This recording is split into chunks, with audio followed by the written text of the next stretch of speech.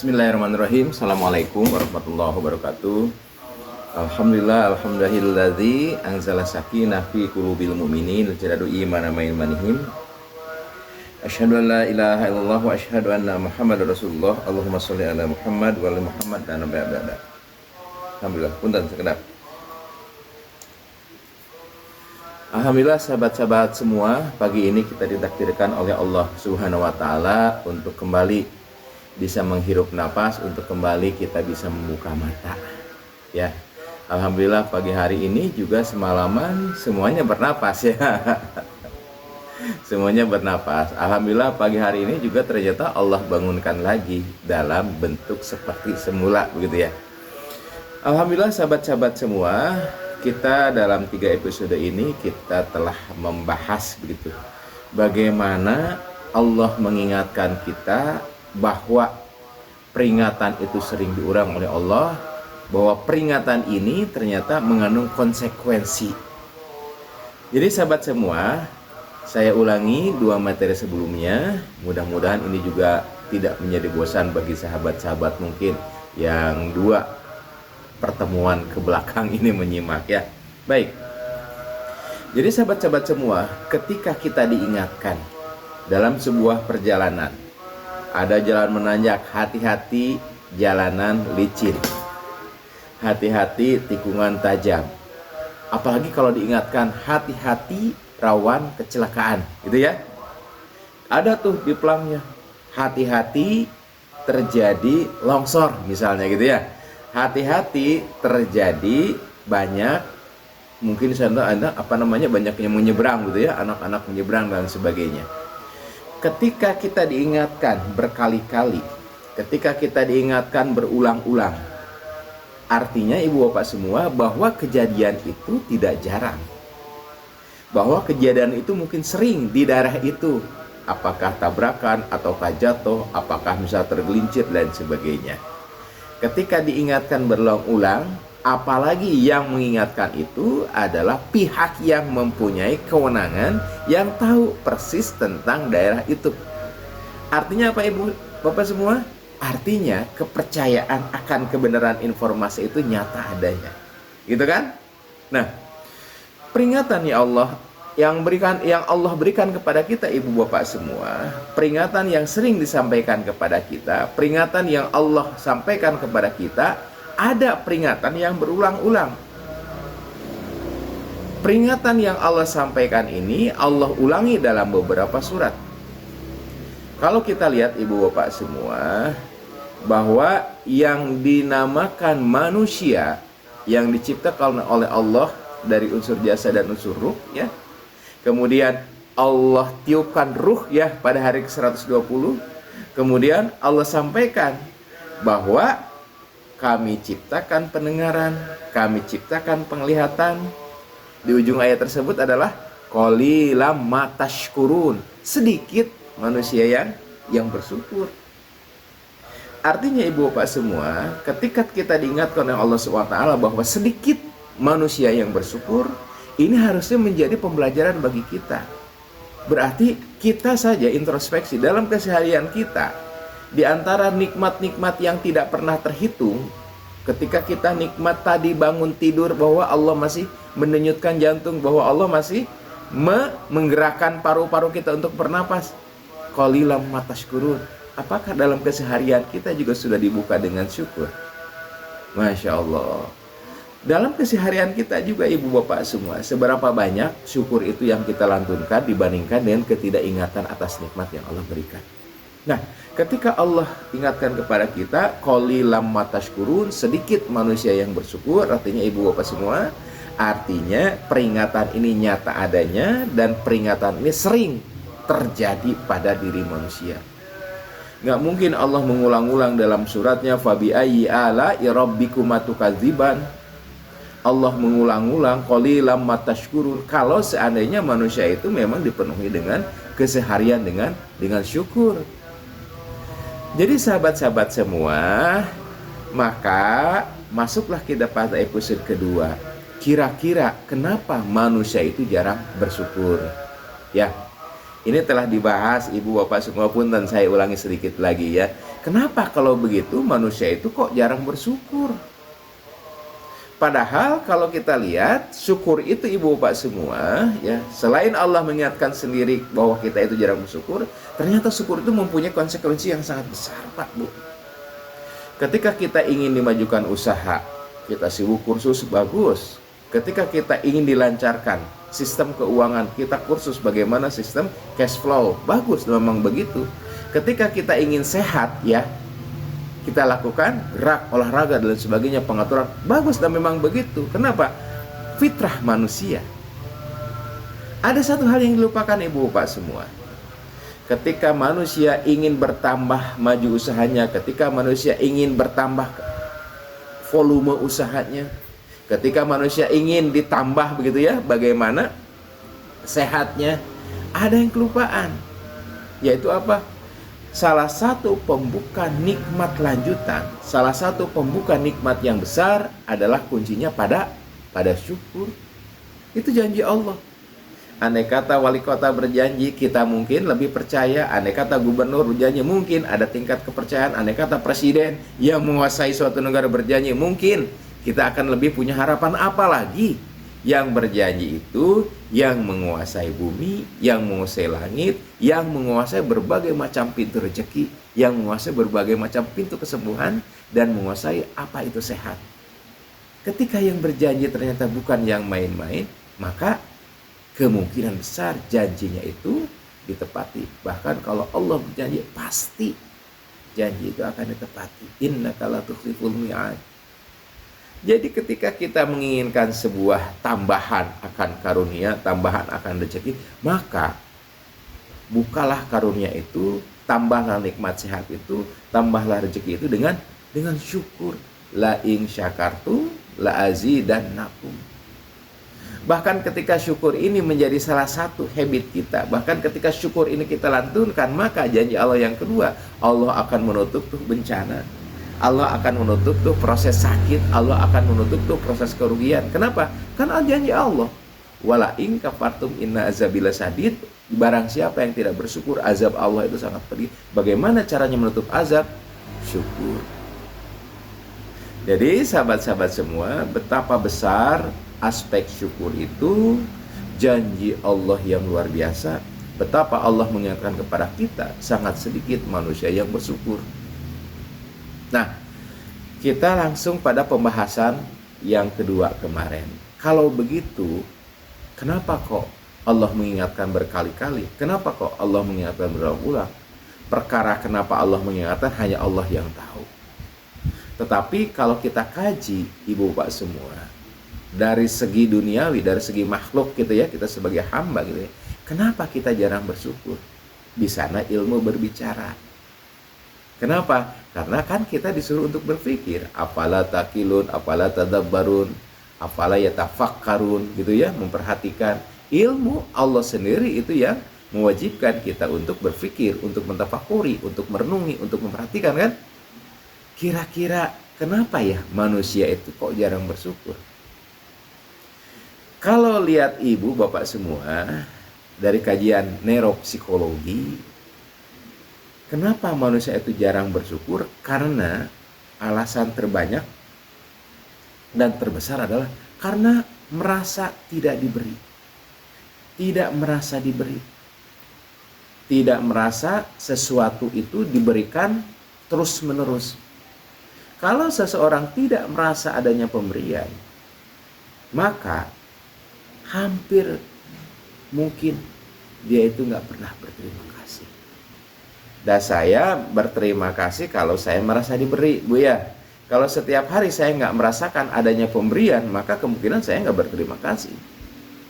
Ya kan Pak Bu? Pertanyaannya Pak Bu, mengapa kok kita tidak merasa diberi? Ya, mengapa kok kita tidak merasa dikasih?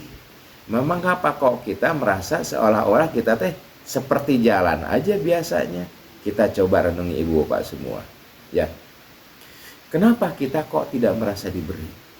Padahal kalau kita merasa diberi, merasa banyak diberi dan sering diberi, maka ucapan terima kasihnya pun akan sering dan akan lebih mendalam. Ya Pak, Bu. Ya, Nah, kalau begitu bagaimana caranya agar kita itu merasa sering diberi, merasa banyak diberi, bahkan pemberian itu adalah sesuatu hal yang sangat penting. Bahkan kalau tanpa pemberian itu kita menderitanya bukan main. Sekali lagi, bagaimana caranya agar kita itu merasa banyak diberi, dan bagaimana kita itu merasa sering diberi, bagaimana kita merasakan bahwa pemberiannya itu sangat bermanfaat, dan bagaimana kita merasakan bahwa kehilangan dari pemberian itu sangat kita menderita. Itu kuncinya. Nah, sekarang kita langsung ke langkah teknik Ibu Bapak semua. Jadi kalau begitu gimana caranya agar kita itu merasa sering diberi, banyak diberi, pemberiannya itu luar biasa, dan kehilangan pemberian itu akan sangat menderita bagi kita. Bagaimana caranya? Ada dua Ibu Bapak semua. Yang pertama adalah perenungan dengan hati, diikuti dengan pemikiran akan pemberian. Sekali lagi, yang pertama adalah adanya perenungan di dalam hati, disertai dengan pemikiran atas data-data yang ada di otak. Ya, contohnya begini Ibu Bapak semua. Satu pagi kita bangun tidur, maka coba kita renungkan. Ketika kita tidur, maka kita memejamkan mata, ya. Ketika kita memejamkan mata Ibu Bapak semua, ketika kita bangun tidur tadi pagi, pertanyaannya, ya, apakah kita masih berdenyut jantungnya? Apakah paru-paru kita itu ketika kita bangun masih mengambil udara, masih mengeluarkan udara? Satu aja kita coba renungi, sesuai dengan bahasan pagi ini, ya. Ketika kita bangun tidur Ibu Bapak semua, maka kita menyadari bahwa pasti kita itu bernapas. Kenapa pasti? Karena kalau kita tidak bernapas Ibu Bapak semua, mungkin beberapa menit saja kita sudah beda alam, sudah pindah, sudah OTW, begitu ya. Artinya Ibu Bapak semua, selama kita tidak sadar, ternyata kita terus bernapas tanpa kita minta, tanpa kita harus melakukan gerakan-gerakan napas. Kan nggak ada waktu tidur gerakan napas 1, 2, 3, turunkan napas 1, 2, 3, kan nggak ada kan? Selama tidur Ibu Bapak semua, ketika kita tidak sadar sekalipun, ternyata ada gerakan napas yang sangat vital, yang sangat penting, dan kalau itu tidak ada, maka kemungkinan kita OTW, begitu ya. Jadi Ibu Bapak semua, ketika kita bangun tidur, renungkan bahwa kita masih diberi napas. Ya Pak, Bu. Sambil merenungkan apa yang menjadi pemikiran kita. Nah, inilah kuncinya Bapak Ibu semua. Kuncinya adalah dengan ilmu.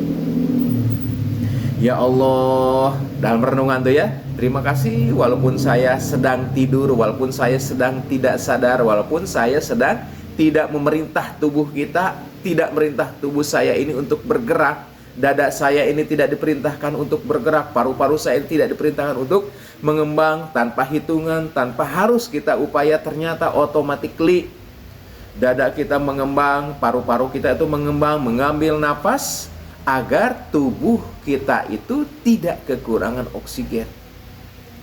Perenungan tubuh disertai dengan data di otak. Ya Allah, kalau datanya ada, makanya datanya kita cari ya. Insya Allah nanti datanya saya kumpulkan di dalam berupa e-book ya. E-booknya Ibu Bapak semua nanti bisa peroleh ke admin ya di 0811 20 10 111 gratis Ibu Bapak semua ya. Bagaimana bernafas mengungkap sains dan besarnya nikmat Allah. Silakan e-booknya nanti diperoleh ya di 0811 20 10 111. Insya Allah nanti dikirim sama admin.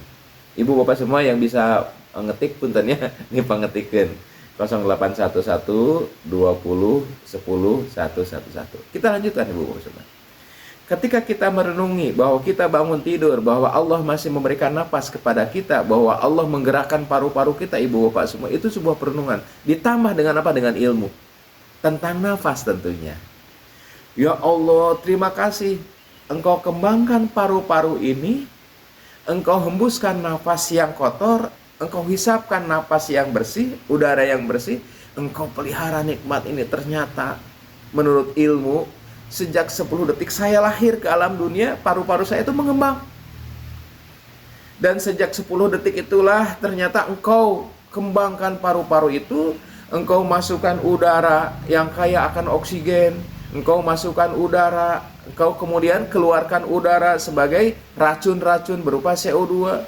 Sejak 10 detik itu engkau napaskan paru-paru saya, dan sampai saat ini tidak berhenti. Ya Allah, terima kasih. Dimanapun saya berada, ternyata engkau kirimkan tuh udara. Saya di kamar, udara datang ke kamar. Gak usah saya itu nyedot-nyedot udara gitu ya. Saya itu mendatangkan udara dari luar. Engkau masukkan udara itu ke kamar. Ketika saya sedang berkendaraan, terima kasih ya Allah, sepanjang perjalanan itu ada oksigen tersedia di mana-mana. Sini saya, duduk sini. Sepanjang perjalanan ternyata oksigen itu ada di mana-mana. Tidak perlu saya itu masuk ke area tertentu seperti wifi begitu ya. Seperti wifi begitu ya, sehingga kalau bernapas itu harus ke daerah-daerah yang hotspot begitu ya. Jadi bernapas nggak tadi? Napas lah. Kemudian tadi tidur bernapas nggak? Bernapas. Gimana tahunya? Kalau nggak napas mati, betul kan? Kalau nggak napas OTW. Artinya ketika kita bangun tidur kita masih hidup, berarti kita diberi nafas ya. Sadar nggak waktu tidur itu napasnya? Enggak. Tanpa kita sadar, tanpa kita tahu, napas itu ternyata vital, kita tetap lakukan. Siapa yang ngatur semua ini? Allah, ibu bapak semua. Jadi ketika kita tidak sadar sekalipun, maka Allah memberikan nikmat. Nikmat apa? Gerakan napas. Terima kasih ya Allah. Oksigen itu ada di kamar. Di kamar ada oksigennya nggak tadi? Ada. Kalau ketika pergi ke sekolah, ke mobil jemputan, di mobil jemputan ada udara nggak? Ada. Di sekolah? Ada udara. Ketika bermain di luar? Ada. Ada ibu pak semua. Pertanyaannya, andai kata ini harus kita atur, oksigen itu keberadaannya, berapa buang yang harus kita keluarkan? Andai kata oksigen itu disimpan sama Allah itu dalam bentuk tabung-tabung, berapa tabung ibu yang harus kita habiskan? Masya Allah. Ini suatu hal yang biasa, makanya kita anggap biasa-biasa, bukan sesuatu hal yang luar biasa. Padahal keberadaan oksigen itu ibu coba kita telusuri ya, dari mana oksigen itu berada? Oksigen itu sebenarnya dari mana, Dek? Oksigen itu diproduksinya dari mana? Kira-kira dari udara. Udara itu dari mana dapatnya? Kita coba lihat ibu, datanya. Ibu silakan nanti baca di halaman 5 ya, halaman lama e-booknya ya, silakan baca ibu semua. Kalau yang belum ada e-booknya silakan nanti minta ke admin ya di 0811201111. Baik, kita lihat ibu bapak semua. Oksigen itu ibu bapak semua, kita dalam pelajaran diproduksi oleh apa? Diproduksi oleh klorofil ya. Ya, hijau daun. Tuh, di sini banyak daun. Kita kan pelajarannya begitu ibu ya. Berarti ibu bapak semua, tadi malam ini kita dapat oksigen entah dari daun yang mana yang Allah produksi oksigennya. Saya tidur tadi, Dede tidur tadi di kasur, Allah kirimkan tuh oksigen ke kamar. Entah dari daun dan tumbuhan yang mana. Itu kan yang kita tahu. Nah, kalau kita lihat datanya ibu bapak semua, ternyata oksigen di muka bumi ini, ya di atmosfer ini, sebagian besar justru diproduksi di laut. Sekali lagi, oksigen yang ada di muka bumi ini, ibu bapak semua, 50 sampai 70% diproduksi di mana? Diproduksi di lautan. Dari mana produksinya? Dari satu jenis bakteri laut tuh yang paling banyak tuh.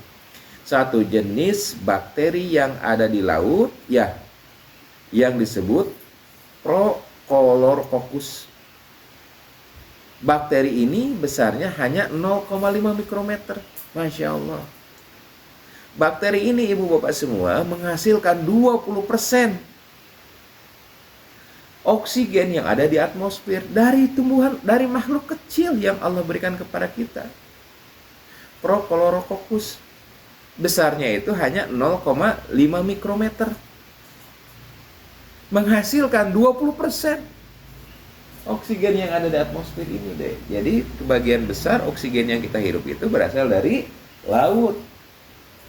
Masya Allah. Jadi ibu bapak semua, tatkala kita punya keilmuan tentang bagaimana oksigen itu dihasilkan, bahwa ternyata oksigen yang kita hirup itu asalnya itu mungkin tidak di sekitar kita, mungkin jauh, entah dari laut mana. Saking sayangnya Allah kepada kita, oksigen diproduksi misal di Laut Jawa, diproduksi misalnya di Samudra Hindia, Allah kirimkan itu ke kita.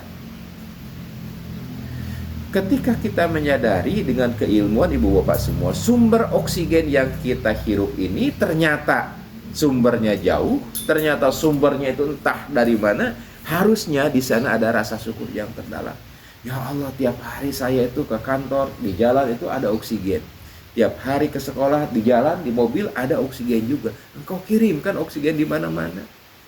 Terima kasih ya Allah atas nikmat udara yang Engkau kirimkan kepada kami selama kami hidup sampai saat ini. Ya Pak, Bu. Jadi ketika kita melakukan perenungan ditambah dengan ilmu, pertanyaannya, apakah ada rasa syukur yang terhujam dalam hati? Ada. Pertanyaannya, apakah nikmat napas yang Allah berikan setiap hari itu biasa-biasa aja? Enggak kan? Enggak ibu bapak semua. Apakah nikmat yang Allah berupa napas itu sering nyampe kepada kita? Sering. Yang jarang itu adalah syukur. Apakah nikmat napas itu adalah sebuah nikmat yang besar? Iya. Yang kecil itu adalah syukurnya ibu bapak semua. Jadi ibu bapak semua, bagaimana caranya agar kita menjadi sering bersyukur, banyak bersyukur, dan syukurnya itu luar biasa adalah dengan perenungan di dalam hati. Yang kedua, otaknya diisi. Ya Pak, Bu, makin tahu kita tentang apa yang diberikan, dan makin tahu yang diberikan itu bukan hal yang biasa, makin tahu yang diberikan itu kehilangannya pun akan menderitanya luar biasa, maka makin banyak terima kasihnya. Ya Pak, Bu. Jadi ketika kita tahu bahwa oksigen itu adalah diperlukan oleh kita, bahwa kita tahu bahwa oksigen itu ternyata Pak Bu diberikan tiap hari, tiap detik, tiap menit kepada kita, bahwa diberikan oksigen itu banyak berlimpah di mana-mana, harusnya syukurnya pun sering dan banyak ya Bu ya. Ini peringatan bagi kita, termasuk bagi saya juga. Nah, sekarang ibu bapak semua, bagaimana jika kehilangannya itu dampaknya kayak gimana? Kira-kira kalau nggak napas gimana deh? Mati. Kalau saja nikmat itu Allah kurangi, kalau saja nikmat itu Allah cabut, maka apa jadinya? Jadi sekali lagi, ketika kita tahu bahwa nikmat itu diberikan oleh Allah SWT sering kita terima, bahwa kebermanfaatannya itu ternyata luar biasa, dan ketika kehilangannya itu akan menderita bagi kita, seharusnya rasa syukurnya pun luar biasa. Ya kan Pak Bu? Tapi karena kita merasa nggak dikasih, karena kita merasa nggak diberi tentang udara itu, ya seakan-akan itu adalah biasa aja. Kapan ingatnya? Kalau napasnya itu sudah memakai selang oksigen. Ya Allah, terima kasih selama ini saya bisa jalan kemana-mana, saya ini bisa naik mobil kemana-mana dengan bebas. Selama ini saya bisa beraktivitas ke pantai, main segala macam. Sehari ini ternyata engkau ingatkan, saya harus bernapas lewat oksigen pakai selang. Apakah mau nunggu seperti itu kita baru bersyukur? Memang itu salah satu rumusnya, ya Bu ya. Jadi kalau rumus ini menyimpang dari tema. Jadi katanya Pak Bu, rumus untuk bersyukur itu ya pertama dengan ilmu, yang kedua dengan perenungan, yang ketiga ketika nikmat itu dikurangi atau dicabut. Dan ketika nikmat itu dikurangi atau dicabut, itulah level yang paling rendah. Jadi bagusnya adalah bersyukurlah ketika nikmat itu dalam genggaman, bukan ketika nikmat itu dikurangi. Bersyukurlah ketika masih kita bebas bisa bernapas di mana-mana, bukan ketika kita terbaring di rumah sakit. Bersyukurlah ketika napas itu kita bisa hirup waktu tidur, waktu istirahat, waktu kita jalan-jalan, bukan kita baru bersyukur ketika kita terbaring di bed ICU, di mana oksigen itu dimasukkan lewat endotracheal tube. Nauzubillah. Bersyukurlah ketika nikmat itu masih dalam genggaman. Kita lanjut Ibu Bapak semua tentang oksigen. Jadi oksigen di muka bumi ini Ibu Bapak semua berasal 50% sampai 70% itu dari lautan. Ketika kita bernapas, maka entah dari laut yang mana oksigen itu hadir kepada kita.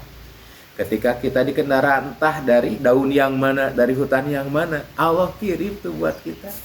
Kalau kita tidak ingat bahwa oksigen itu perjalanannya sangat jauh, kalau kita tidak ingat oksigen itu kadarnya ada di mana-mana dan rata-rata sama 21%, maka jarang kita bersyukur. Kalau kita nggak ingat bahwa kehilangan udara itu Ibu Bapak menderitanya bukan main, jarang kita bersyukur. Maka kunci syukur adalah bagaimana kita melakukan perenungan atas pemberian yang Allah sampaikan kepada kita, disertai dengan data yang ada di otak kita. Makin kuat data tentang oksigen, makin kuat data, makin banyak data tentang saluran napas, di sana baru kita berkata, Rabbana ma khalaqta hadza batila. Sahabat-sahabat semua, kalau kita bayangkan coba, ya, oksigen yang kita banyak Ibu, yang kita pakai Ibu Bapak semua, oksigen saja bukan udara. Kurang lebih sekitar 250 ml oksigen per menit. Kalau per jam, oksigen kita itu kebutuhannya sebesar 15 liter. Kalau seper hari Ibu Bapak semua, kita memerlukan 360 liter oksigen per hari itu. Banyak banget, 360 liter. Kalau galon aja, air galon aja Ibu Bapak semua, berapa liter tuh isinya? 3 apa 5 liter. Kalau saja misal 1 galon itu 5 liter Ibu Bapak semua, berapa galon? Ya, yang kita habiskan setiap hari untuk bernapas. Andai kata misalnya 1 galon itu adalah misal 5 liter Ibu Bapak semua, kalau sehari itu kita habis 360 liter, maka satu hari itu adalah 1.800 galon, Masya Allah, oksigen. Jadi ketika nikmat itu kita renungkan Ibu Bapak semua, ketika nikmat itu kita sertai dengan ilmu, maka di sana ada syukur terdalam. Tapi kalau kita nggak pernah mikir, nggak pernah merenungkan, disangkanya bisa nambah, kan biasa-biasa aja, makanya jarang berterima kasih. Kita lihat lagi Ibu Bapak semua, jika kita misalnya hidup 70 tahun misalnya, berarti ada 9 juta liter oksigen selama hidup ini. Jadi sahabat-sahabat semua, ya, ketika kita dikatakan oleh Allah Subhanahu wa taala, ya, barang siapa menghitung nikmat Allah, niscaya kamu tidak akan mampu menghitungnya. Saking banyak. Kalau gitu nggak usah dihitung dong. Kalau gitu nggak usah diingat dong. Nah itulah yang Allah peringatkan. Qalilan ma tashkurun, sedikit manusia yang bersyukur. Kita ingat, kita renungkan nikmat Allah sebagai ajang bersyukur, bukan untuk menghitung untung dan ruginya, sahabat-sahabat semua. Kita lanjutkan Ibu Bapak semua. Silakan bagi Ibu Bapak semua mungkin yang memerlukan e-booknya ya, nanti bisa hubungi admin di 0811 20 10 111. Ini free Ibu Bapak semua, nggak ada bayar-bayaran ya. Barangkali Ibu Bapak semua yang bisa mengetikkan di TikTok ya, barangkali mungkin punten bagi yang belum bergabung mungkin ya. Kita lanjutkan Ibu Bapak semua. Udara itu lah masuk ke dalam tubuh kita lewat apa teh? Hidungnya. Lewat apa? Lewat hidung. Apa yang terjadi di hidung kita? Udara masuk ke dalam hidung Ibu Bapak semua. Udara itu akan disaring. Partikel-partikel yang kotor, ada debu-debu yang kotor, ada bahan-bahan yang berbahaya, itu disaring. Tidak sembarangan begitu masuk. Ada angkatan udara sistem pertahanan yang Allah titipkan di hidung kita. Masuk melalui hidung, kemudian gerbang pertama hidung. Ya, setiap hari manusia menghirup 10 sampai 12 ribu liter udara. Tadi kan oksigen. Oksigen itu 20%, 21%, ada 19% dari udara yang kita hirup. Udaranya sendiri yang kita hidup itu ada nitrogen gitu ya. Kita hirup udara satu hari itu kurang lebih 10 sampai 12 ribu liter.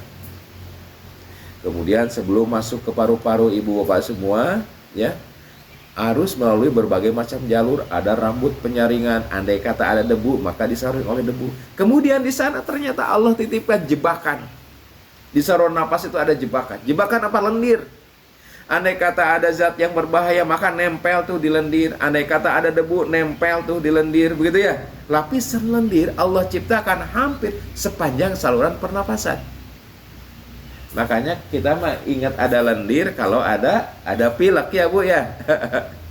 Kita mah ingat adanya lendir kalau alergi begitu ya. Kalau kita misalnya lagi influenza, kita baru nyadar bahwa saluran napas itu ada lendir. Kenapa kok lendir bisa banyak ketika pilek? Karena saat pilek itu Ibu Bapak semua ya, banyak virus masuk, banyak kotoran masuk, maka produksi lendir itu meningkat. Sehingga apa?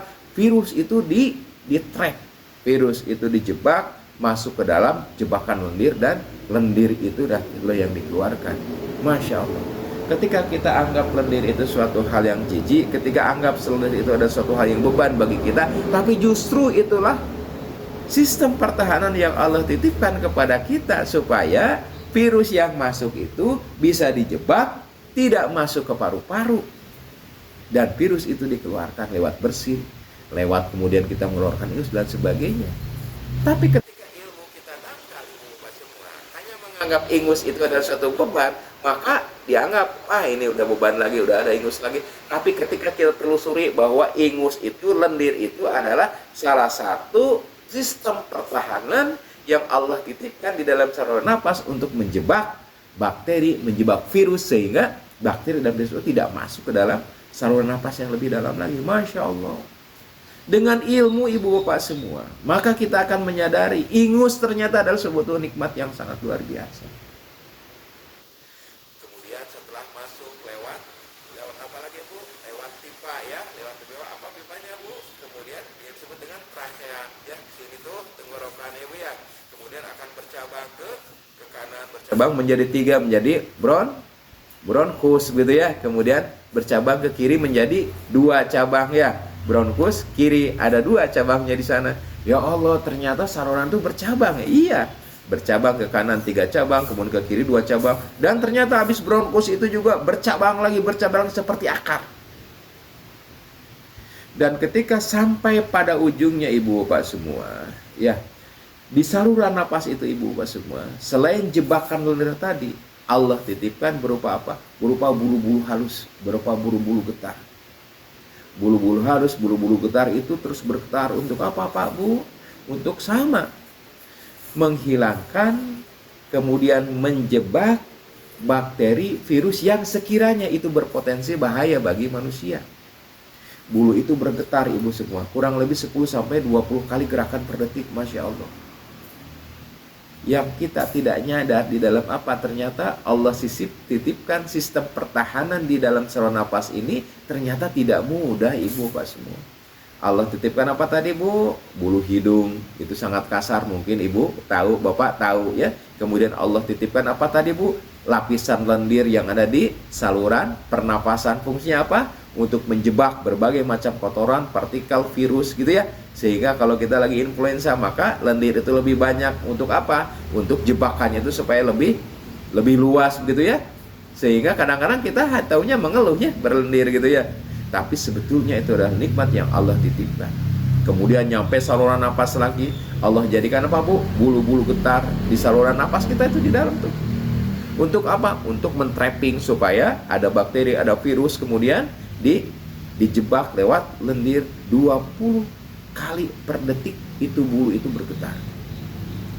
Jadi sahabat-sahabat semua, jadi kalau kita lihatkan Ibu, jadi satu hari saluran napas kita itu menyaring jutaan partikel, jutaan bakteri, jutaan virus dan sebagainya. Ketika kita tahu bahwa amat sangat sayang Allah kepada kita, sistem pertahanan Allah titipkan kepada kita, ketika kita tahu bahwa ketidakberadaan sistem pertahanan kita akan menderita, maka di sana ada syukur terdalam. Jadi sahabat-sahabat semua, ketika kita melakukan perenungan, ketika kita melakukan pemikiran dengan data-data yang diisi, maka di sanalah afala taqilun, afala tadzabbarun, di sana baru berkata, Rabbana ma khalaqta hadza batila. Ya Allah, Terima kasih engkau telah ciptakan semuanya ini. Entah Allah kirimkan oksigen, entah dari mana. Engkau masukkan oksigen ke dalam saluran nafas. Ya Pak Bu, 10-12 ribu liter kita hirup per hari udara. 21% diantaranya adalah oksigen. Jadi sahabat-sahabat semua, kita lanjutkan. Ketika udara tadi masuk ke saluran nafas, kemudian masuk ke bronkus, masuk ke bronkiolus, di sanalah ada ujung. Berupa gelembung-gelembung kecil, seperti gelembung-gelembung balon dari sabun. Lebih tipis lagi dindingnya. Gelembung-gelembung kecil itu ibu bapak semua menjadi batas antara udara dan pembuluh darah yang akan menerima oksigen dari luar. Gelembung-gelembung itu ibu bapak semua bukan tebal, dan gelembung-gelembung itulah yang menjadi perantara pertukaran oksigen masuk, karbon dioksida keluar. Berapa jumlahnya gelembung itu? Berapa jumlahnya alveolus itu? 300 sampai 500 juta alveolus di paru-paru kiri dan kanan kita. Berapa Bu? 300 sampai 500 juta gelembung kecil yang menjadi perpindahan antara udara yang kita hirup dengan racun yang kita keluar. Sepertinya biasa-biasa saja, tapi tidak biasa ibu bapak semua. Tatkala kita kaji dengan ilmu, tatkala kita kaji dengan ilmu, maka di sana ada pemikiran ternyata proses penggantian dari udara bersih ke udara kotor itu ternyata sangat luar biasa, melibatkan 300 sampai 500 juta gelembung-gelembung kecil yang disebut dengan alveolus. Gelembung kecil itu ibu bapak semua, diameternya kira-kira 0,2 sampai 0,3 mm tuh. Lebih kecil dari 1 mili. Saking kecilnya gelembung itu. Dan kalau kita buka, kita luaskan gelembung-gelembung itu ibu bapak semua, kurang lebih luasnya itu 70 sampai 100 meter persegi itu. Gelembung-gelembung itu luas dari alveoli yang jumlahnya 300 sampai 500 juta itu, kalau kita lebarkan selebar satu lapangan bulu tangkis, Masya Allah. Karena kita tidak tahu, maka kita tidak takjub. Karena kita tidak tahu, maka kita nggak pernah berterima kasih. Oleh sebab itulah, maka ilmu yang membuka hati kita untuk lebih mendalami kesyukuran. Jadi pupuk iman itu adalah ilmu. Jadi sahabat-sahabat semua, ketika kita bernapas setiap hari, ternyata tidak sederhana prosesnya. 21% oksigen dari udara yang kita hirup, kurang lebih 10 sampai 12 ribu liter udara yang kita hirup, masuk lewat sistem pertahanan yang berlapis. Kemudian nanti akan diterima di bagian ujungnya itu oleh gelembung-gelembung kecil yang berupa alveoli. Alveoli itu ibu bapak semua, dindingnya itu ukurannya itu hanya 0,1, 0,2, 0,3 mm. Tipis sekali, kecil sekali. Tapi di dalam benda yang kecil itulah justru Allah pertukarkan oksigen yang kita perlukan untuk napas, dan Allah keluarkan CO2 yang beracun bagi kita. Masya Allah. Ini sebuah renungan ibu semua. Andai kata kita mengayakkan diri kita dengan ilmu, maka renungannya pun akan luar biasa. Tidak biasa-biasa. Napas yang tadi malam kita lakukan tanpa sadar, yang dianggapnya suatu hal yang murah, karena itu dianggap lumrah, padahal di dalamnya sesuatu yang sangat luar biasa dan rumit. Kita lanjutkan lagi ibu bapak semua. Jadi masuk napas kita itu ke alveoli bagian ujungnya itu. Sebagai gambaran ibu semua ya, besarnya alveoli itu, tebalnya itu kan besarnya tadi 0,2, 0,3 mm ya, besarnya gelembung yang menangkap oksigen tuh ya. Kemudian besarnya oksigen yang menampung tuh ya, menampung oksigen, kemudian yang mengeluarkan CO2 begitu ya, besarnya itu 0,3 mm ya. Tipisnya itu kurang lebih berapa ibu semua? Dindingnya itu, tipisnya itu kurang lebih 0,2 sampai 0,6 mikrometer. Rambut aja, rambut kita tuh ya, manusia itu sebesar 70 mikrometer. Sebagai gambaran, ini 0,2 sampai 0,7, jadi rambut dibelah 10. Tebalnya tuh dinding, Masya Allah. Kemudian masuk lagi ibu pak semua ya, masuk lagi ke titik pertemuan. Inilah titik yang paling krusial, pertemuan antara oksigen sama CO2 ya. Di mana ketemunya? Di dinding tipis. Oksigen masuk ke alveolus kemudian akan masuk ke mana? Ke pembuluh darah. Di pembuluh darah akan dikeluarkan CO2. Afinitas hemoglobin terhadap CO2 di alveoli itu lebih rendah, sehingga tekanannya itu dia akan mengeluarkan CO2. Afinitas hemoglobin terhadap oksigen ya di dalam alveoli itu lebih tinggi, sehingga oksigen itu bisa menempel ke hemoglobin. Masya Allah.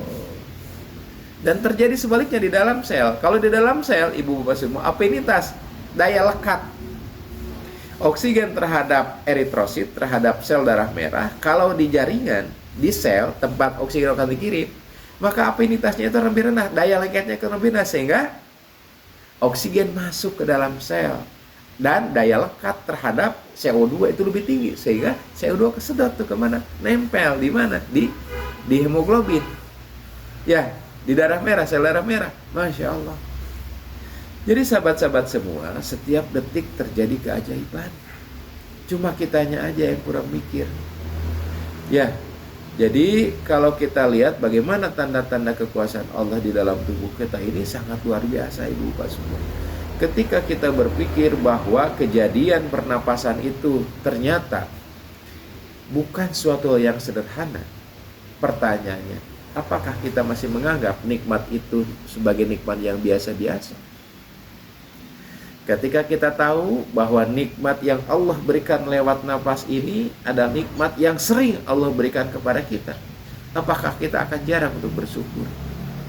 Ketika kita tahu bahwa ternyata nikmat nafas itu adalah bukan nikmat yang kecil, ibu bapak semua, suatu nikmat yang sangat besar. Pertanyaannya, apakah akan ada nikmat yang besar yang terlatih dalam diri kita? Ketika kita tahu bahwa ketika kita tidak bisa bernapas, maka kehilangannya pun akan sangat luar biasa, bahkan sampai kita OTW mungkin ya. Apakah kita tidak bersyukur? Pasti kita akan melantunkan syukur ketika nikmat itu dalam genggaman. Sahabat-sahabat semua, kita lanjutkan ceritanya. Ketika udara itu masuk, kemudian Allah saring, kemudian Allah lindungi dengan berbagai macam jebakan di dalam sepanjang saluran nafas, sehingga ada debu kemudian berkumpul di dalam lendir, dikeluarkan dalam bentuk bersih, dalam bentuk batu.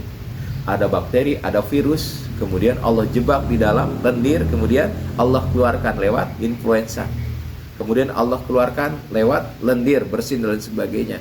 Masuklah udara bersih itu ke alveolus. Besarnya itu antara 0,3, 0,2, 0,5 mikron. Tebalnya itu kurang lebih berapa bu tebalnya? Rambut dibelah 100. Di sana terjadi oksigen masuk, CO2 keluar. Kemana larinya oksigen itu? Ke setiap sel yang ada di dalam tubuh ibu semua. Karena sel itu perlu bernafas. Berapa banyaknya sel di dalam tubuh kita ibu bapak semua? Kurang lebih antara 37 triliun sel. Jadi yang perlu dikirim oksigen itu ibu bapak semua, sehari semalam tubuh kita ini kurang lebih ada berapa? 37 triliun sel yang ada di dalam tubuh kita ini. Kita sebenarnya nggak tahu berapa jumlah selnya. Kita juga nggak tahu di mata harus ada berapa yang dikirim. Harus dikirim berapa coba bu ke ginjal? Harus dikirim berapa bu oksigen misalnya ke rambut? Dikirim berapa ke telinga agar bisa mendengar dengan jelas, agar terpelihara? Dikirim berapa ke hidung supaya hidung itu bisa mencium dan normal? Dikirim berapa ke usus supaya usus itu bisa bergerak, bisa mencerna makanan? Berapa yang harus dikirim oksigennya? Kemudian oksigen itu dikirim juga ke jantung agar jantung itu bisa berdenyut, bisa memompakkan darah. Oksigen juga 20% dikirim ke otak. Berapa miliar sel otak yang harus kita kirim hari ini, detik ini, milidetik ini? Kita nyaris nggak tahu Bapak Ibu semua. Yang kita tahu kalau kekurangan oksigen pasti sel itu mati kan? Berapa yang harus dikirim ke otak kita pada pagi hari ini, jam 7:07 sekian detik? Berapa yang harus dikirim Ibu Bapak semua ke otot-otot kita agar kita bisa bergerak? Pada pukul 7:03 detik, berapa oksigen yang harus dikirim ke otot paha, otot betis? Berapa? Nyaris kita nggak tahu. Ketika kita dipertanyakan Ibu Bapak semua, ternyata kebutuhan oksigen itu dibutuhkan oleh semua sel yang ada di dalam tubuh kita. Jumlahnya aja kita nggak tahu, lokasinya aja kita nggak tahu, jalannya aja kita menuju sel itu bagaimana caranya. Ternyata yang rumit-rumit itu ibu bapak semua sudah Allah bereskan lewat mekanisme yang Allah ciptakan dengan berbagai macam sistem. Ada sistem tekanan udara, ada sistem homeostasis, ada sistem gravitasi, dan lain sebagainya. Ada kemotaksis.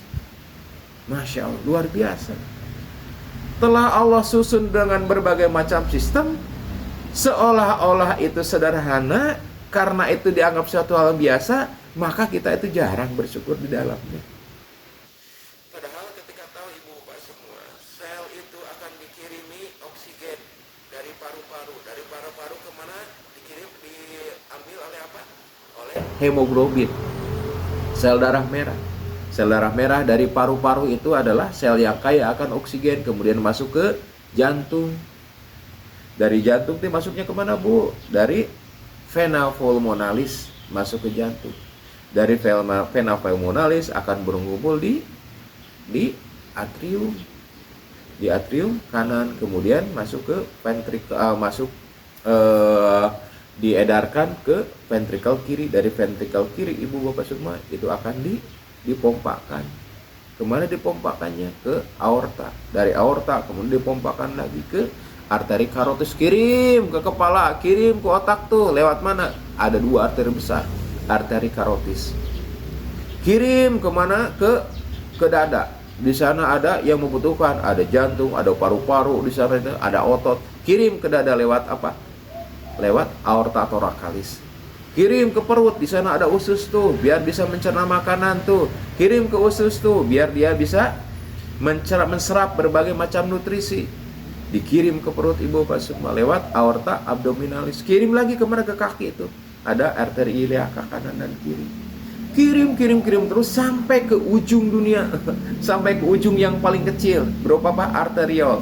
Panjang pembuluh darah itu ibu bapak semua kurang lebih sepertiga jarak antara bumi dan bulan. Masya Allah, luar biasa kalau dijumlahkan. Diangkut oleh siapa? Oleh darah merah. Berapa angkutnya? Kurang lebih 25 sampai 30 triliun sel. Masya Allah. 23 triliun sel ibu bapak semua. Jadi kalau kita lihat ibu bapak semua, betapa nikmat kita bisa bernapas itu ternyata bukan nikmat yang biasa, tapi nikmat yang luar biasa.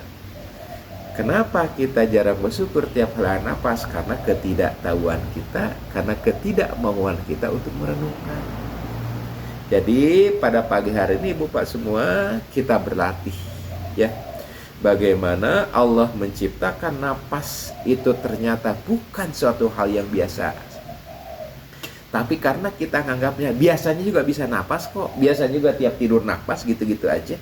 Biasanya juga kalau saya misalnya ke kantor napas mah oksigen ada di mana-mana. Biasanya saya kalau bekerja juga kan udara tinggal kita hirup. Ketika kita menganggap suatu hal yang biasa, ketika kita tidak pernah merenungkan bagaimana kedalaman nikmat, ketika kita tidak pernah memikirkan betapa yang biasa itu ternyata rumitnya bukan main, maka nggak akan ada rasa syukur di sana. Qalilam matashkurun.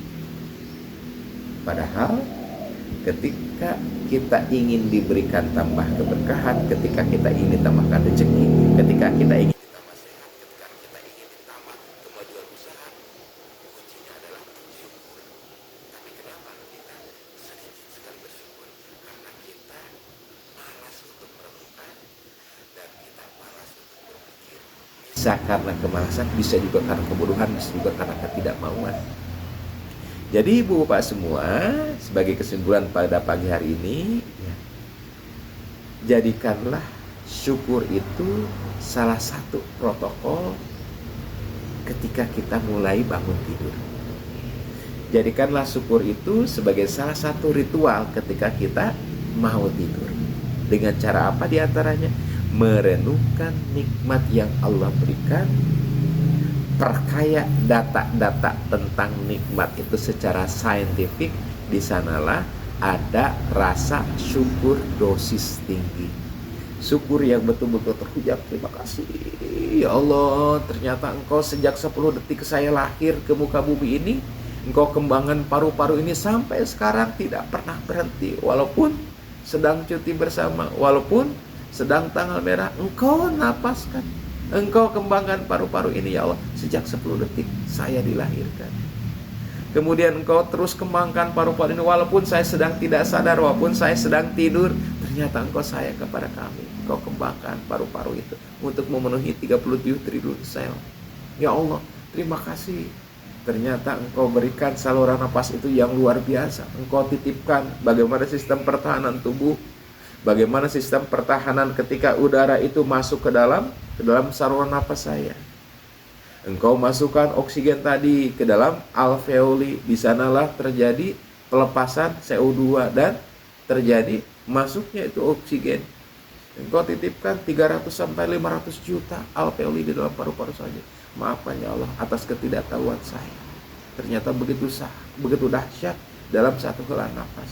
Kemudian Engkau kirimkan oksigen tadi ke 37 triliun sel yang ada di dalam tubuh saya ini. Engkau pelihara semuanya ya Allah, sehingga jari saya masih bisa bergerak, sehingga mata saya bisa melihat, sehingga telinga saya masih bisa sehat mendengar, sehingga mulut saya masih bisa berbicara, otot saya masih bisa bergerak. Karena apa? Syariatnya dikirim oleh oksigen. Engkau kirimkan lewat pembuluh darah yang panjang itu sepertiga antara jarak bumi dan bulan, suatu jarak yang luar biasa. Engkau telah pelihara semuanya ini. Rabbana ma khalaqta hadza batila. Jadi sahabat-sahabat semua, itulah perenungan yang mesti menjadi bagian protokol dalam hidup kita. Kalau kita melatih sih di MK Afiat adalah ketika kita bangun tidur, kemudian ketika kita hendak tidur, di sana ada renungan syukur. Jadi sahabat-sahabat semua, marilah kita perbanyak syukur dengan cara apa? Perenungan. Kemudian perdalam syukur dengan cara ilmu yang diisi. Ya Pak, Bu, mudah-mudahan ini juga menjadi salah satu wasilah ya bagi banyaknya syukur. Ya Bu, silakan Ibu Bapak semua yang menginginkan materi ini, e-book ini, silakan menghubungi admin ya di 0811201111. 0 berapa Bu? Berapa? 081120101111. Insya Allah Ibu Bapak semua, semoga dengan banyaknya syukur ini kita menjadi salah satu pencinta Rasulullah, salah satu keinginan Rasulullah sebagai abdan syakur. Ketika Rasulullah diingatkan oleh ibunda kita ya, Sayyidatina Aisyah, ya Rasulullah, kan kau itu sudah dijamin masuk surga, kenapa engkau ibadah gitu-gitu amat sih sampai kakinya tuh mukaf-mukaf kayak gitu? Ya Aisyah, beliau ya, apa cita-cita beliau? Abdan syakuro, hamba yang pandai bersyukur. Ketika kita diingatkan sekali lagi ya oleh Allah Subhanahu wa taala, ketika kita diingatkan bahwa manusia itu sedikit yang bersyukur, ketika kita diingatkan berkali-kali gitu ya, nikmat mana yang kamu dustakan? Fabiayyi ala'i rabbikuma tukadziban.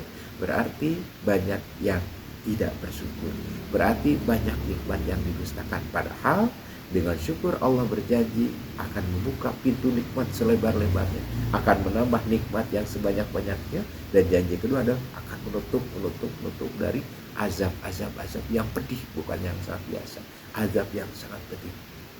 Sekali lagi terima kasih Ibu Bapak semua. Silakan nanti sampaikan apa namanya yang menginginkan e-book, silahkan nanti di chat ke admin ya di 081120101111. Terima kasih Ibu Bapak semua atas kebersamaannya. Mudah-mudahan kita bisa menjadi hamba yang pandai bersyukur. Mudah-mudahan insya Allah kita kaji lagi esok hari ya. Kita kaji esok hari apa Bu? Tentang apa? Kita kaji tentang apa Bu? Ada ide nggak? Ada masukan? Ya tentang jantung kita kaji insya Allah ya. Terima kasih sahabat-sahabat semua, semoga diberikan kemudahan ya.